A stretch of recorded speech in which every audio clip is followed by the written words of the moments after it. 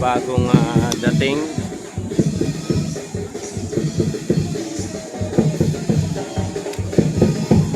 Doon.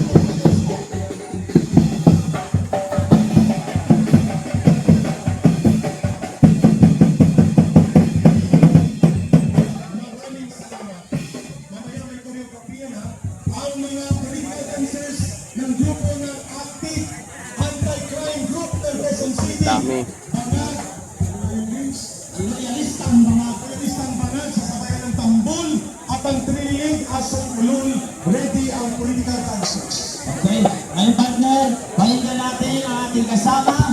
Matagal na natin itong kasama sa lahat ng laban. Pakinggan po natin si Kuya Placido Veloso po!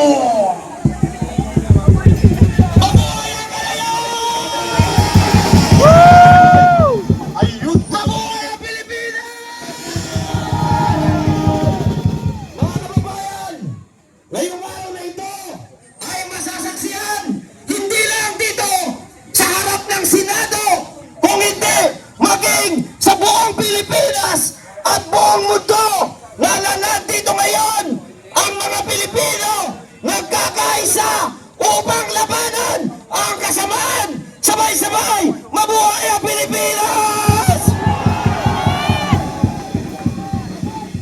Iramin ko muna ang oras kay Brother Placido sa officer po na nakausap namin na pinayagan na daw ni General Abirin at ng officer on the ground.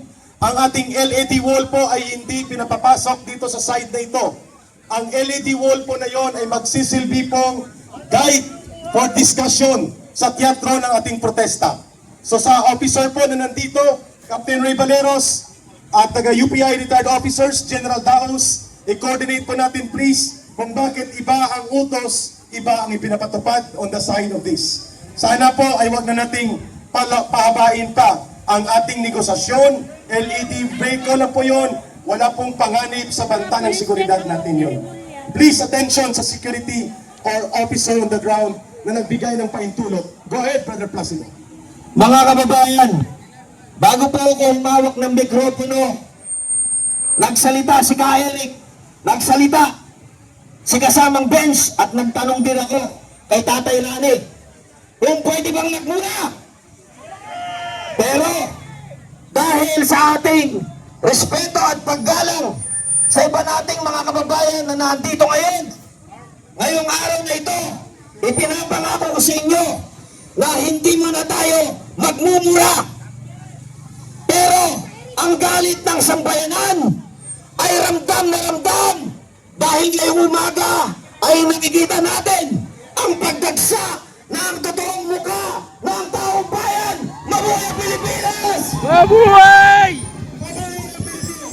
Nandito tayo ngayon sa labas ng Senado dahil upang itakwil ang kasamaan ng 12 traidores na nasa loob.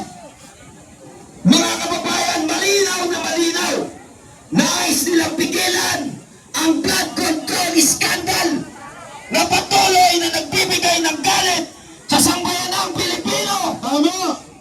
Marahil mga kababayan, ang ilan sa atin sa mga kasamaan nating nandito ngayon, kaya kayo nandito, ay maaaring lahat tayo ay biktima ng blood control. Tama po ba? Tama!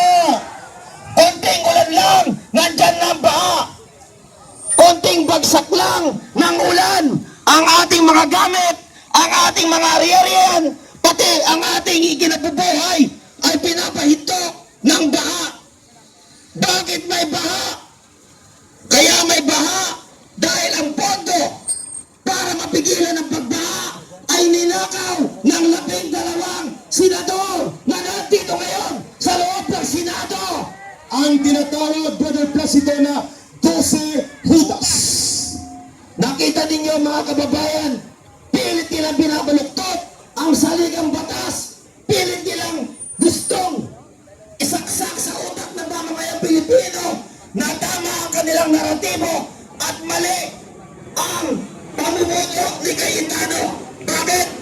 Dahil gustong-gusto nilang pigilan mga kababayan ang pag-iimbestiga sa blood control. Hamakin ninyo Ngayon, pinakikialaman na tayo ng executive branch. Nawawala na po ang ating demokrasya simula nang dinampot ang dating Rodrigo Roa Duterte.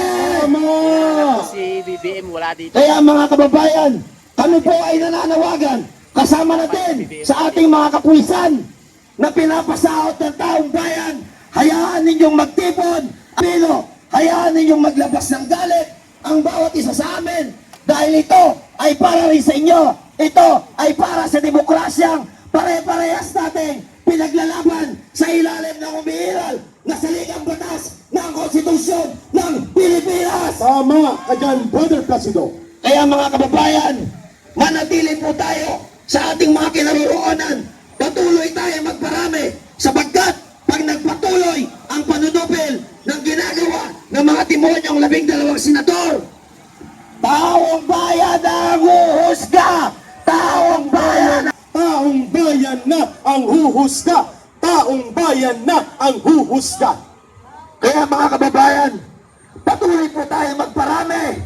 Ito na ang hanggang ngayon ang next in mamuhay. Ayun, very good. At siyempre, brother, ang ating United Duterte Vloggers. United Duterte Vloggers. At siyempre na rin din yung mga kapatid natin mula sa The Royal Sultanate of Paranaque. The Royal Sultanate of Paranaque. Sultan Hadinor Sanggupan Lukman.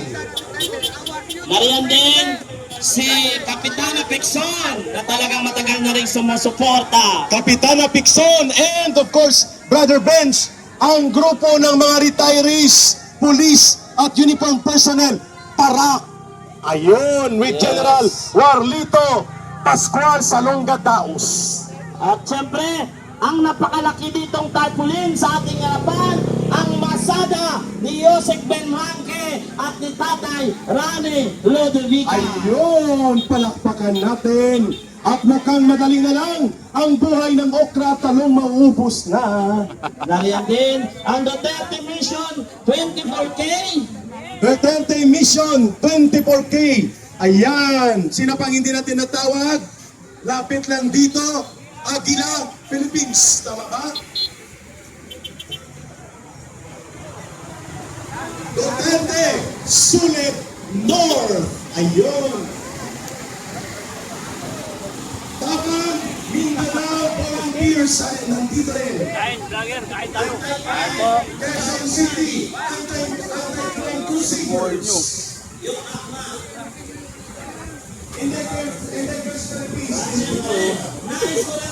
Okay lang yan kasi magsayang lang yan eh. Mababa lang. Mali lang yan eh. Mapapakinabangan. Tupulto naman kayo. Dami oh. Dahil masayang eh. Yung mga taong grasa daw.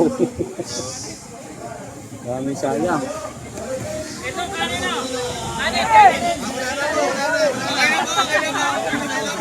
Walang kanin. Doon po sa bandang dulo maraming kanin.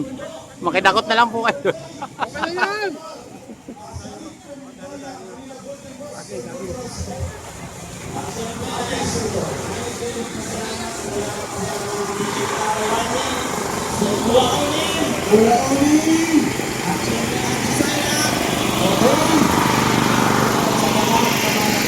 Volunteers dito at dito na nagpipigil. Maraming salamat, saludo sa inyong katapangan at kasigasigan. Kababayan, Viral PH, happy birthday! At dito ka na, may saging na, may okra at talong pa. Okay, pa-shoutout daw kay Gab sa ating Gab sa ating technicians. technical support. Yes. Si Gab, ang tirador ng bihon. Tirador ng bihon. Okay, sa lahat po ng nais magsalita dito sa entablado, Ready? mag-ready po, pumunta lamang po dito sa baba ng ating entablado. Para lahat makapagsalita. Ngayon,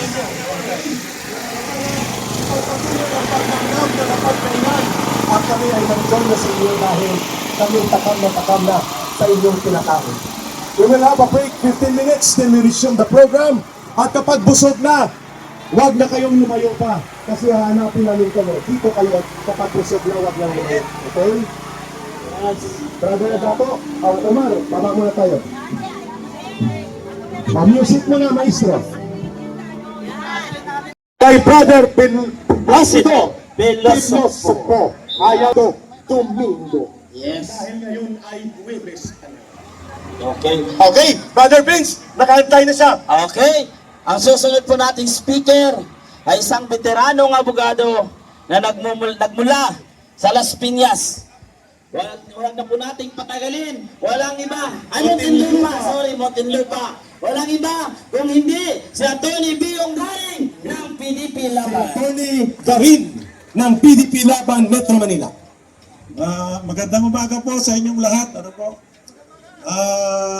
Nakakapagpaalab sa damdamin ang presensya ninyo.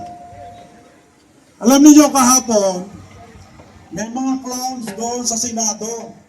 Bakit po? Sinabi kong clowns. Nag-elect sila ng Senate President pro tempore. Ano ba? Alam niyo, meron kaming dictum sa batas. What is illegal from the very beginning is illegal up to the end. Okay, Pinangahawakan niya yung 1949 case, yun pong Apellido versus Cuenco. Sapagkat ang provision po ng batas na yun, by the majority of the members. Ano ba? Dito po, yung Apellido versus Cuenco na yun ay inilibing na, ibinaw na sa hukay ng 1987 Constitution. Kaya hindi na po pwedeng gamitin yun. Bakit? Ano po ba ang sinasabi doon sa Article 6, Section 16, Paragraph 1? The Senate shall elect its officers by its own members. So, inilibing na po ng 1987 Constitution yung sinasabi nila na Apellido versus Cuenco.